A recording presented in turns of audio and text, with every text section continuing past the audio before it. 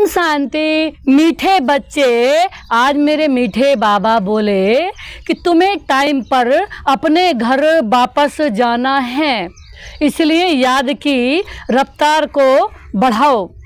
इस दुखधाम को भूल शांति धाम और सुख धाम को याद करो। आज मेरे मीठे बाबा बोले कि तुम्हें इस दुनिया से वापस जाना है, इसलिए इस दुनिया को भूलो और याद की यात्रा बढ़ाओ। बाबा की याद अब दिल से करते रहो, अब हमेशा निरंतर बाबा की याद में रहो, क्योंकि बाबा की याद से ही फायदा है, बाकी और सब बातों से नुकसान है। आज मेरे मीठे बाबा ने प्रश्न में दिया, कौन सा एक गुह्य राज तुम मनुष्यों को सुनाओ तो उनकी बुद्धि में हलचल मच जाएगी। आज उत्तर में मेरे मीठे बाबा बोले, उन्हीं गुह्य राज सुनाओ कि आत्मा इतनी छोटी बिंदी है, उसमें फॉर एवर पार्ट भरा हुआ है। तो आज मेरे बाबा कह रहे हैं कि आत्मा इतनी छोटी है, बहुत सूक्ष्म है, लेकिन जितनी छोटी है इतनी पावरफुल है। कैसे? उसमें फॉर एवर पार्ट भरा हुआ है। आत्मा में 84 जन्मों का पार्ट भरा हुआ है। हर सेकंड आत्मा अपने अंदर पार्ट को करती रहती है, फीड करती रहती है। तो बाबा ने कहा, जो पार्टी बजाती रहती है कभी थकती नहीं है, मोक्ष किसी को मिल नहीं सकता है। मनुष्य बहुत दुख देखकर कहते हैं मोक्ष मिले तो अच्छा है, लेकिन अविनाशी आत्मा पार्ट, बाबा ने कहा, लेकिन अविनाशी आत्मा पार्ट बजाने के बिना रह नहीं सकती। इस बात को सुनकर उनके अंदर हलचल मच जाएगी। बाबा ने कहा, इस बात को सुनकर उनके अंदर हलचल मच जाएगी। कैसे? कि वाह, आत्मा अविनाशी है। दुनिया में तो कहते हैं कि शायद आत्मा को विनाशी नहीं समझते, हम अविनाशी नहीं समझते आत्मा को, लेकिन आत्मा अजर अमर और अविनाशी है। ओम शांति। मीठे मीठे रूहानी बच्चों को बाप समझाते हैं, यहाँ तो हैं रूहानी बच्चे। बाप रोज़ समझाते हैं बरोबर इस दुनिया में गरीबों को कितना दुख है। अभी ये फ्लड्स आदि होती है तो गरीबों को दुख होता है, उनके समान आदि का क्या हाल हो जाता है। बाबा कहते हैं दुख तो होता है ना, अपार दुख है, साहूकारों को सुख है, परंतु वह भी अल्पकाल के लिए। आज बाबा ने कहा कि गरीबों के अगर कोई बाढ़ उड़ाती है, कितना सामान बह जाता है, तो उन्हें दुख होता है। लेकिन बाबा कहते हैं साहूकार भी बीमार पड़ते हैं, मृत्यु भी बहुत होती हैं। आज फलाना मरा, आज ये हुआ, आज प्रेसिडेंट है, कल गद्दी छोड़नी पड़ती है। तो बाबा ने कहा साहूकार में भी और बात की टेंशन रहती है, किसी को किस बात की टेंशन रहती है, क्योंकि बाबा ने कहा किसी को कुर्सी की, बाबा ने कहा घेराव कर उनको उतार देते हैं, ये भी दुखधाम होता है ना। बाबा कहते हैं, बाबा ने कहा है दुखों की भी लिस्ट निकालो। बाबा कहते हैं किस किस प्रकार के दुख हैं। इस दुखधाम में तुम बच्चे सुखधाम को भी जानते हो, दुनिया कुछ भी नहीं जानती। दुखधाम सुखधाम की भेंट कर नहीं सकते। मेरे बाबा बोले, आज मीठे बाबा बोले, बाप कहते हैं तुम सब कुछ जानते हो, ये मानेंगे कि बरोबर सच है। क्या?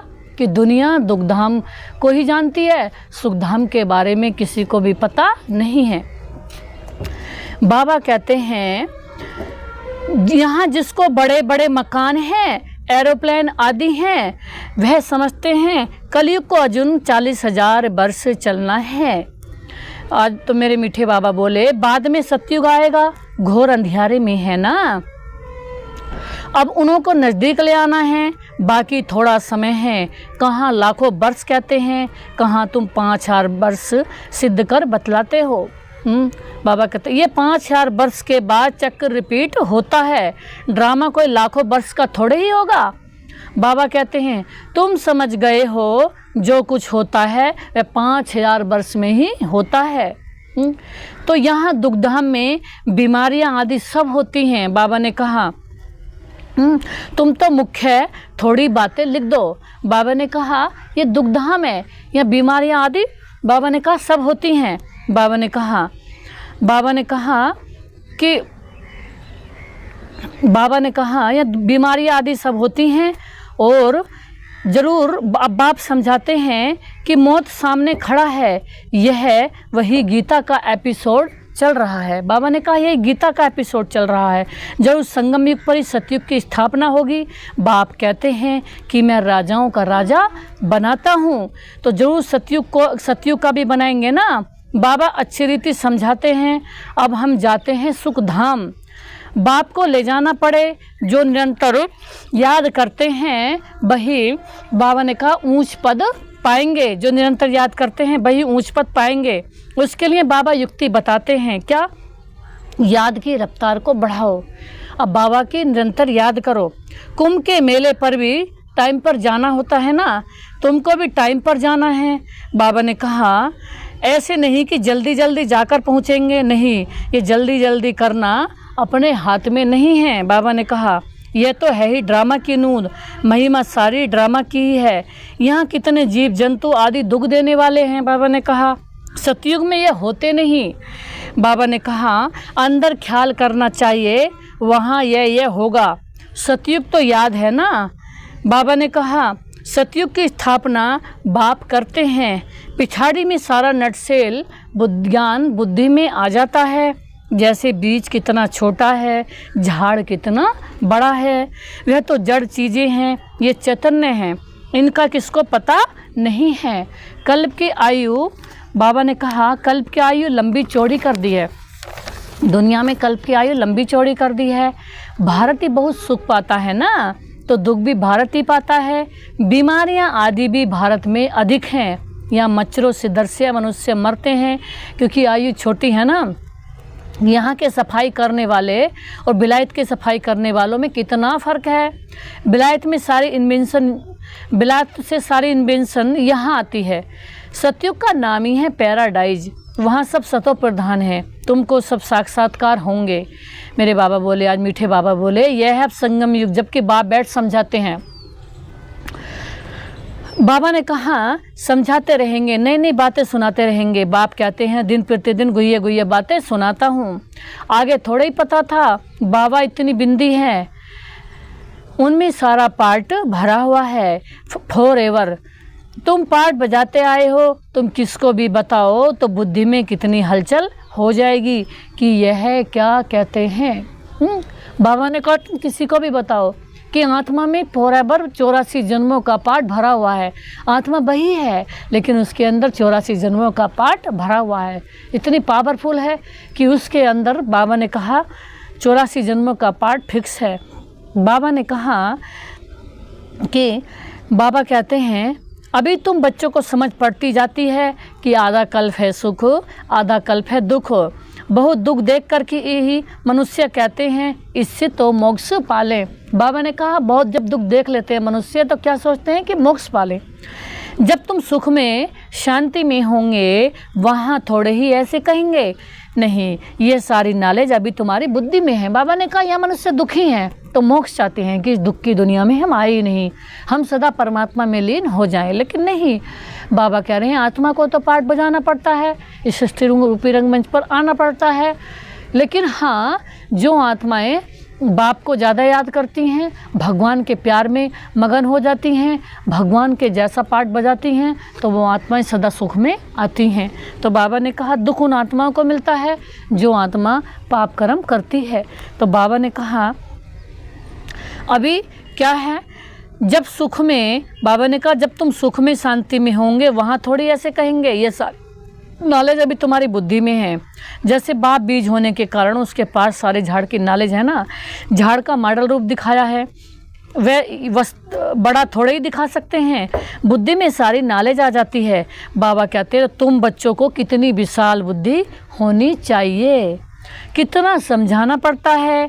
फलाने इतने समय बाद फिर आते हैं पार्ट बजाने। ये कितना बड़ा ह्यूमन ड्रामा है। ये सारा ड्रामा तो कभी कोई देख भी न सके। बाबा कहते हैं इम्पॉसिबल है, असंभव है। दिव्य दृष्टि से तो अच्छी चीज़ देखी जाती है ना, गणेश हनुमान ये सब है भक्ति के मार्ग, परंतु मनुष्य की भावना बैठी हुई है तो छोड़ नहीं सकते। बाबा ने कहा जिसमें भावना बैठ जाती है, बाबा ने कहा वो उसको मानते ज़रूर हैं। अगर भगवान से उन्हें प्राप्ति हो रही है तो भगवान को याद करेंगे, अगर भगवान के अलावा किसी और से प्राप्ति हो रही है, किसी देवी देवता से, तो दुनिया वाले उसे भी याद करते हैं। तो बाबा ने कहा कि ऐसे ही उनकी भावना बैठ जाती है। अब तुम बच्चों को पुरुषार्थ करना है, कल्प पहले मिसल पद पाने के लिए पढ़ना है। बाबा ने कहा तुम जानते हो पुनर्जन्म तो हर एक को लेना है, सीढ़ी कैसे उतरे यह तो बच्चे जान गए हैं ना। जो खुद जानते हैं वे औरों को भी समझाने लग जाते हैं। कल पहले भी यही किया होगा, ऐसे ही म्यूजियम बनाकर कल पहले भी बच्चों को सिखाया होगा, पुरुषार्थ करते रहते हैं।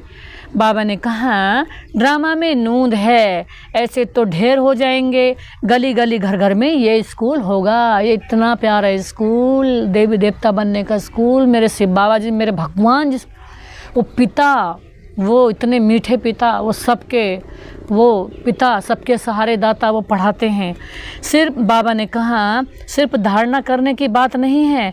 बाबा ने कहा बोलो तुम्हारे 2 बाप हैं। बाबा ने कहा बड़ा कौन ठहरा, उनको ही पुकारते हैं, रहम करो। बाबा ने कहा कृपा करो। बाप कहते मांगने से कुछ भी नहीं मिलेगा, हमने तो रास्ता बता दिया है, मैं आता ही हूँ रास्ता बताने, सारा झाड़ तुम्हारी बुद्धि में है ना। बाप कितनी मेहनत करते रहते हैं, बाकी बहुत थोड़ा टाइम बचा है, मुझे सर्विसेबल बच्चे चाहिए।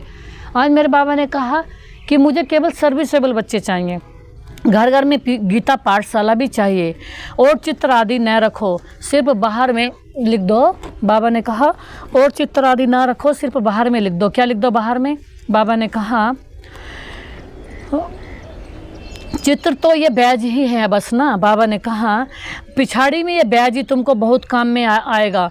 तो इशारे की बात है ना, मालूम पड़ जाता है। बाबा ने कहा बेहद का बाप जरूर स्वर्ग ही रचेंगे, बाप को याद करेंगे तो स्वर्ग में जाएंगे ना। ये तो समझते हो हम पतित हैं, याद से ही पावन बनेंगे, और कोई उपाय नहीं है। स्वर्ग है पावन दुनिया, स्वर्ग का मालिक बनना है तो पावन जरूर बनना है। मेरे बाबा मीठे बाबा बोले आज स्वर्ग में जाने वाले फिर नरक में गोते कैसे खाएंगे। इसलिए कहा जाता है मन मना भव, कि बेहद के बाप को याद करो तो अंतमति सो गति हो जाएगी। स्वर्ग में जाने वाले बेकार में थोड़े ही जाएंगे, भक्त लोग इतना बेकार में नहीं जाते। सन्यासी भी ऐसे नहीं कहेंगे कि पवित्र बनो, क्योंकि खुद ही शादियाँ कराते हैं। वे गृहस्थियों को कहेंगे मास में बेकार में जाओ।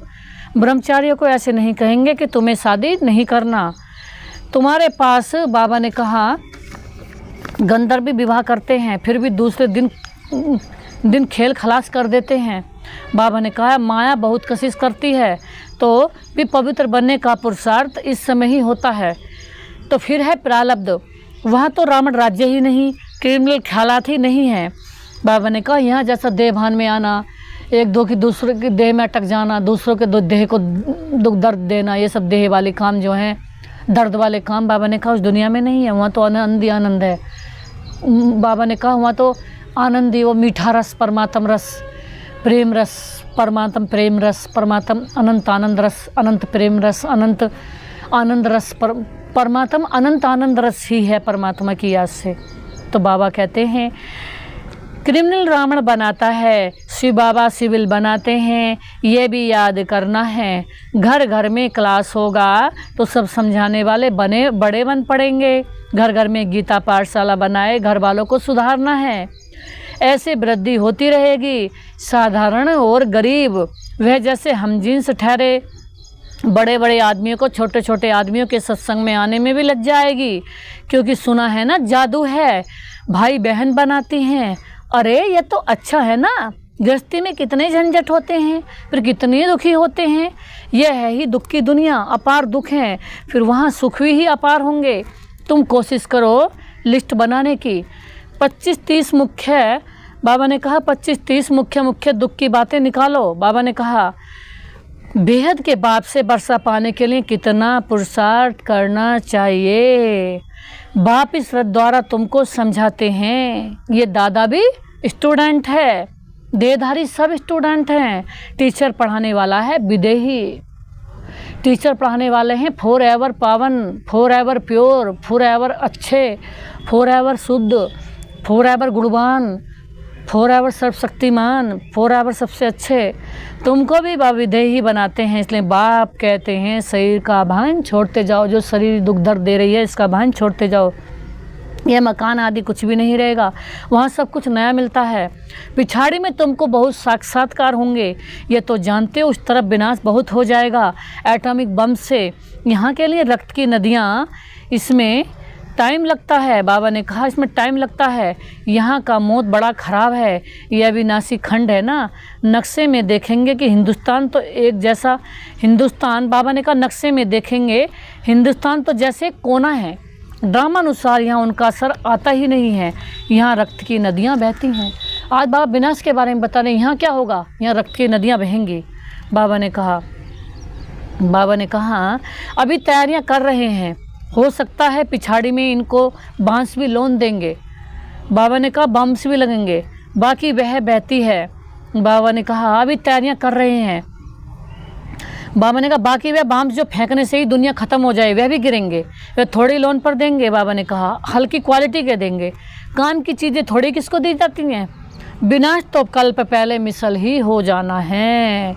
नई बात बाबा ने कहा नहीं है। अनेक धर्म विनाश होने हैं, एक धर्म की स्थापना होनी है। भारत खंड कभी विनाश को नहीं पाता है, कुछ तो बचने ही हैं। सब मर जाएं तो प्रलय हो जाए। दिन प्रतिदिन तुम्हारी बुद्धि विशाल होती जाएगी।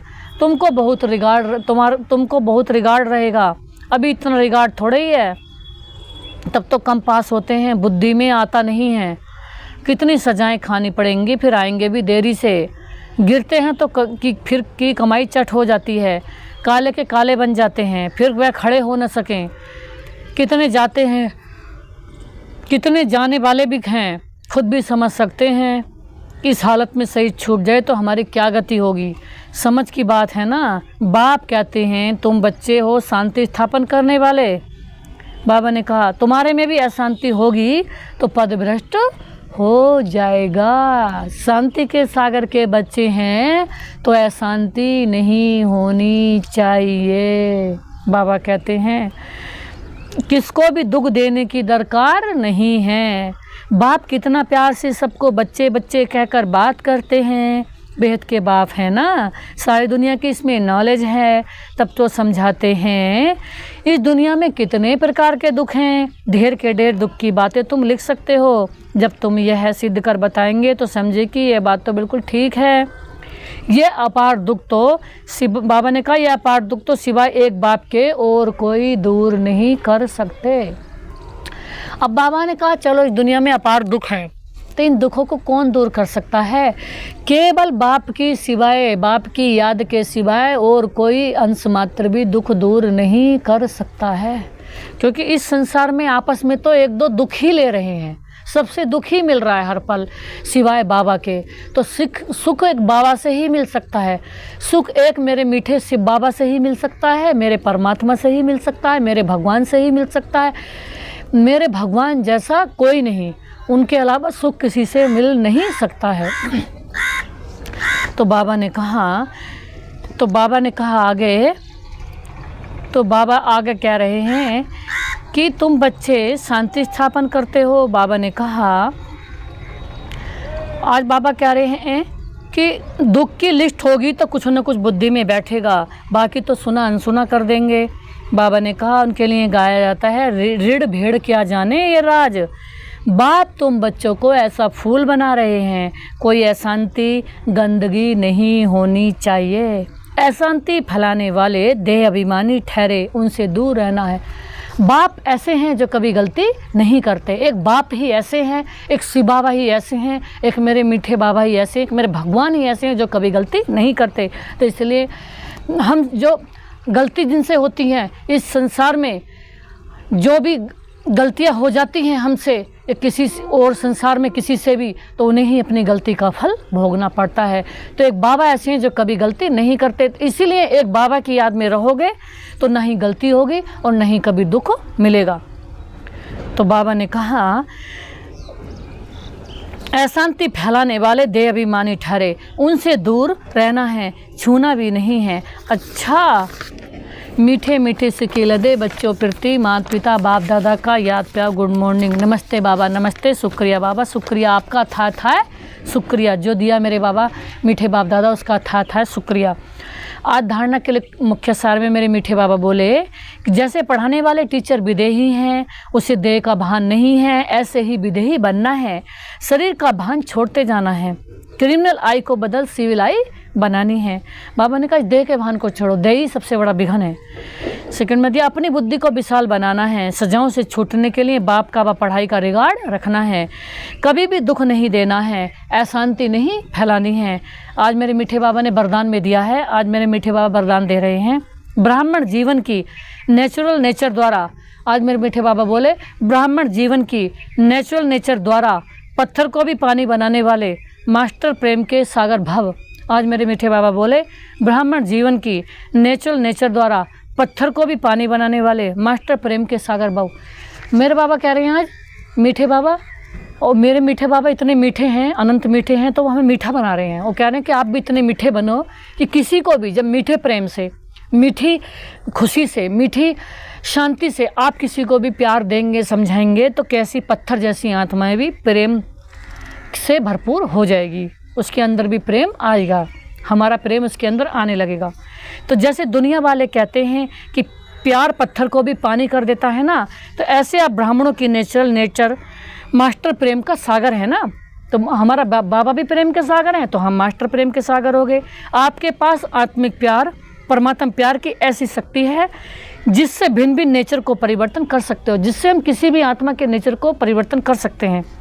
जैसे प्यार के सागर ने अपने प्यार स्वरूप की अनादि नेचर से आप बच्चों को अपना बना लिया, जैसे बाबा प्यार प्रेम के सागर हैं और हमें भी उन्होंने अपने जैसा प्रेम का सागर बना दिया, तो ऐसे आप भी मास्टर प्यार के सागर बन विश्व की आत्मा को सच्चा निस्वार्थ आत्मिक प्यार दो, तो उनकी नेचर परिवर्तन हो जाएगी। आज मेरे मीठे बाबा ने बहुत ही सुंदर बात बताई है। जैसे बाबा हमें निस्वार्थ प्यार दे रहे हैं, सच्चा अनंत शुद्ध अनंत, बाबा ने कहा सात्विक प्यार हमें बाबा दे रहे हैं, मीठा प्यार हमें बाबा दे रहे हैं, शुद्ध प्यार हमें बाबा दे रहे हैं, और निस्वार्थ हमें दे रहे हैं। बाबा अंश मात्र भी हमसे बदले में कुछ नहीं लेते, और हमें एक शिव बाबा ऐसे हैं, एक परमात्मा ऐसे हैं जो हमें अनंत शुद्ध, अनंत सच्चा, अनंत मीठा, अनंत शक्तिशाली प्यार देते हैं, लेकिन बदले में हमसे रिटर्न में अंश मात्र भी कुछ नहीं लेते।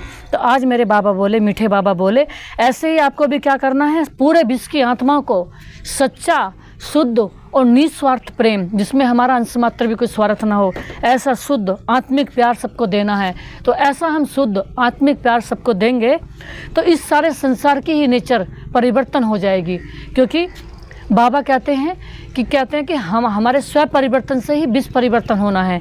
तो जब हमें बाबा जो है, हमें भी बाबा फ्री में दे रहे हैं, तो हमें भी सारे संसार को ऐसा बाबा का जो बाबा दे रहे हैं, तो हमें भी बाबा से वो सच्चा शुद्ध निस्वार्थ प्रेम बाबा से दिलाना है। देने वाले कौन है? बाबा, शिव बाबा। प्यार के सागर कौन है? बाबा। तो हमें बाबा के सामने उन आत्मा को, बाबा ने कहा बाबा के आगे उन आत्मा को रखना है और बाबा से बोलना कि बाबा ये आपके बच्चे हैं, आपको इन्हें जितना देना चाहो, जितना भरपूर करना चाहो, इतना आत्माओं को सच्चा और शुद्ध निस्वार्थ प्रेम दो। तो आज मेरे मीठे बाबा ने स्लोगन में दिया है, अपनी विशेषताओं को स्मृति में रख, उन्हें सेवा में लगाओ, तो उड़ती कला में उड़ते रहेंगे। आज मेरे मीठे बाबा बोले स्लोगन में, अपनी विशेषताओं को, बाबा ने कहा विशेषता जो हैं वो विशेषताएं सब प्रभु की देन है, क्योंकि विशेषताओं के सागर कौन है? बाबा। तो हम जो भी विशेषताएं हैं सब वो विशेषताएं बाबा की ही हैं, बाबा की सारी कमाल है, प्रभु की देन है, मेरे से बाबा की देन है। तो उन विशेषताओं को स्मृति में रखो और उन्हें सेवा में लगाओ, हैं। बाबा ने कहा उन्हें सेवा में लगाओ तो उड़ती कला में उड़ते रहेंगे। तो बाबा ने कहा उन विशेषताओं को सेवा में लगाओगे जो विशेषताएं शिव बाबा की देन है, मेरे प्रभु की देन है।